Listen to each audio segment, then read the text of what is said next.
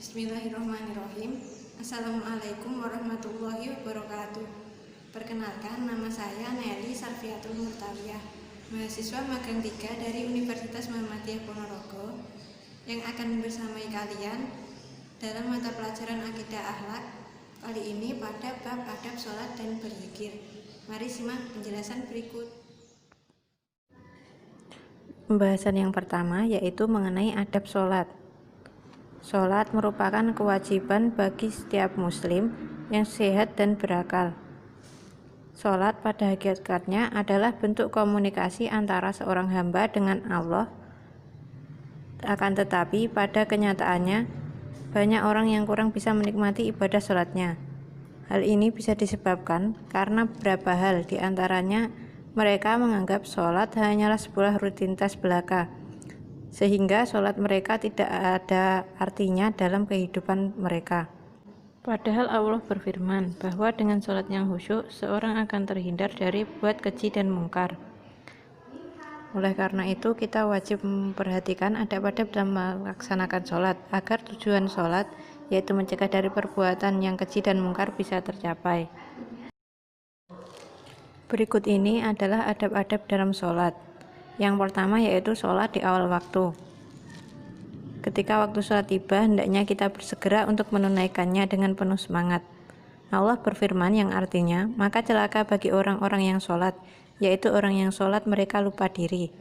Lupa diri maksudnya mereka suka meneledorkan waktu sholatnya. Kemudian yang kedua yaitu tumak ninah. Tumak ninah adalah diam sejenak setelah gerakan sebelumnya.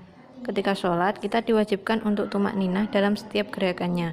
Rasulullah bersabda yang mafhumnya bahwa belum dianggap sholat orang yang sholatnya dengan tergesa-gesa. Yang ketiga yaitu khusyuk dalam sholat dengan senantiasa mengingat Allah. Khusyuk artinya tentram dalam sholatnya. Tiada yang dipikirkan kecuali Allah. Agar sholat kita khusyuk, Nabi memerintahkan, sholatlah kalian seperti sholatnya orang yang berpamitan dari dunia ini. Maksudnya kita menganggap bahwa sholat tersebut adalah sholat kita yang terakhir. Kemudian yang keempat yaitu memilih pakaian yang bagus. Memakai pakaian yang terbaik saat sholat merupakan tanda syukur seseorang akan nikmat Allah yang diberikan kepadanya. Allah berfirman dalam surat Al-A'raf ayat 31 yang artinya, hai anak Adam, pakailah pakaianmu yang indah di setiap masuki masjid. Yang kelima, tidak lewat di depan orang yang sedang sholat. Hendaklah orang yang lewat depan orang yang sholat takut akan dosa yang akan ditanggungnya. Kemudian yang keenam yaitu hendaklah orang yang sholat mencegah apapun yang lewat di depannya. Hendaknya orang yang sedang sholat menolak atau mencegah apapun yang lewat di depannya, baik itu orang dewasa maupun anak-anak, tanpa terkecuali.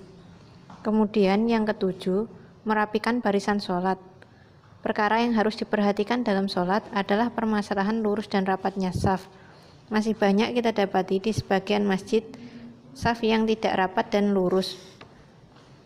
Kemudian yang 8, jangan mendahului gerakan imam. Imam sholat dijadikan sebagai pemimpin dan wajib diikuti dalam sholat. Rasulullah memberikan ancaman keras bagi seseorang yang mendahului imam, seperti dalam hadis berikut. Tidakkah takut orang yang mengangkat kepalanya sebelum imam jika Allah mengubah kepalanya menjadi kepala keledai? Pembahasan selanjutnya yaitu adab berzikir. Kurang afdol apabila orang yang selesai melaksanakan sholat, setelah salam ia langsung berdiri tanpa berzikir lebih dahulu. Sehingga setelah sholat pun seseorang sangat dianjurkan untuk berzikir. Zikir menurut bahasa berarti ingat. Zikir adalah cara mengingat Allah dengan cara memperbanyak mengucapkan kalimat-kalimat thayyibah sesuai dengan yang diajarkan oleh Rasulullah, para sahabat, dan orang-orang soleh sebelum kita.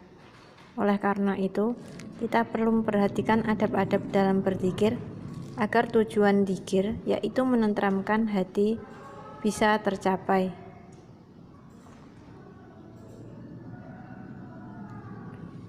Berikut ini adalah adab-adab dalam berzikir. Yang pertama yaitu ikhlas. Ikhlas adalah dalam berzikir hanya mengharap ridho Allah. membersihkan amal dari campuran dengan sesuatu, menghadirkan makna dzikir dalam hati sesuai dengan tingkatannya dalam musyahadah. Yang kedua, yaitu berzikir dengan wirid dan zikir yang telah diajarkan oleh Rasulullah. Karena zikir adalah ibadah, membaca Al-Quran dengan niat berzikir juga sangat dianjurkan. Yang ketiga, yaitu mencoba memahami maknanya dan khusyuk dalam melakukannya. Kemudian yang keempat, duduk di suatu tempat yang suci atau ruangan seperti duduk dalam sholat juga dianjurkan. Kemudian yang kelima, memakai pakaian yang bagus, mewangikan pakaian dan tempatnya dengan minyak wangi dan bersih. Kemudian yang keenam, memilih tempat yang agak sunyi. Boleh dengan memejamkan dua mata, karena dengan mata terpejam itu tertutup jalan-jalan panca indera lahir, sehingga mengakibatkan terbukanya panca indera hati. Yang ketujuh, tidak mengeraskan suara ketika berzikir, karena dalam suatu riwayat, ketika Rasulullah sedang berjalan dengan beberapa sahabat, ada sahabat yang berzikir dengan teriak-teriak.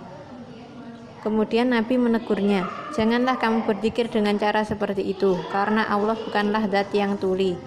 Yang terakhir yaitu pelan-pelan, tidak terlalu cepat, dan menghayati maknanya, dan tidak menghilangkan esensi zikir, yaitu mengingat Allah. Demikian materi pada kali ini. Kurang lebihnya mohon maaf yang sebesar-besarnya. Wabillahi taufiq wal hidayah. Wassalamualaikum warahmatullahi wabarakatuh.